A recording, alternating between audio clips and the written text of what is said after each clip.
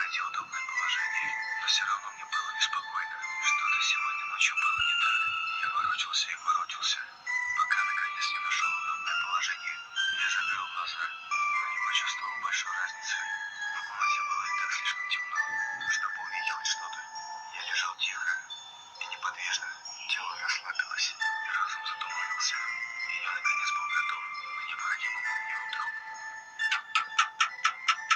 Но вдруг тишина была нарушена. Мои глаза широко открылись, а в голову сразу полезли страшные мысли, почти без всяких сомнений. Это был звук удара кулака по стеклу. Но нет, это не может быть.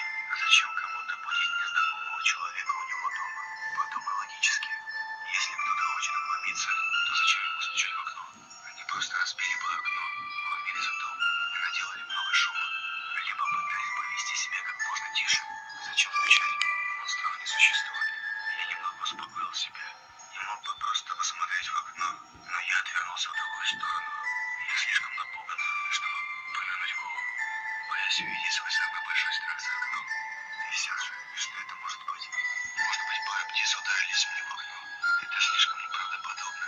Может, это какие-нибудь детишки гуляют ночью и стучат в окна, чтобы повеселиться? Это возможно. Давай еще подумаем. Может, это все мое воображение? Может быть, я услышал обычный скрип в доме, и моя паранойя превратила его в стук?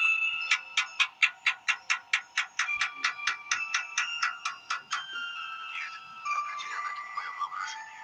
Эти чертовы дети постоянно шалят. Они не сдадутся, пока не получат какой-то реакции.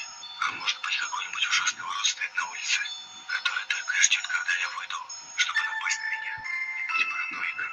Кроме того, он снаружи, а я внутри. Пока я не услышу треск стекла, я знаю, что я в безопасности. Монстров не существует. К тому же я еще не совсем сюда переехал. Может быть, эти дети поймут, что я прямо сплю, и оставят меня в покое. Нет, это не могут быть дети. Ни один ребенок не будет так долго ждать, только ради того, чтобы разозлить кого-то. Им бы просто стало скучно. И я не двигаюсь бы дальше. Что это тогда? Почему сирена именно меня? Подумай логически. Монстров не существует. Не будь параноиком. Они снаружи, я внутри. Пока я не услышу треск стекла, я в безопасности. Но если это не монстр и не убийца, тогда кто? Просто притворись, что крепко спишь, и может быть он уйдет. О боже, я не могу не думать об этом стуке. Я ненавижу этот непрекращающийся стук. Пожалуйста, уходи. Оставь меня в покое. Я теряю надежду. Кто бы это ни был, он собирается зайти внутрь и сделать со мной что-нибудь ужасное. Выдохни. Теперь сделай глубокий вдох. Я ощущаю, как сердце выскакивает у меня из груди. Просто расслабься. Монстров не существует. Помни. Они снаружи, ты внутри. Пока не услышу треск стекла, я в безопасности. Повторяй это. Не позволяй страху победить себя. Просто делай вид, что спишь. Не шевелись.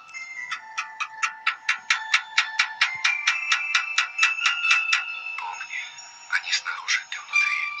Пока я не услышу треск стекла, я в безопасности. Монстров не существует. Просто делай вид, что спишь. И молись, чтобы это закончилось. Пока не услышу треск стекла, я в безопасности. Слезы начинают стекать по моему лицу. Монстров не существует. Монстров не существует. Они снаружи, я внутри. Пока не услышу треск стекла, я в безопасности. Я больше не могу этого носить. Я сойду с ума, слушая этот стук. В конце концов, если я посмотрю, кто там, я успокоюсь, сделаю глубокий вдох и повторяю себе еще раз. Они снаружи, я внутри. Пока я не услышу треск стекла, я в безопасности. Я делаю еще несколько вдохов. Мое сердце стучит с такой силой, что готово вырваться из груди.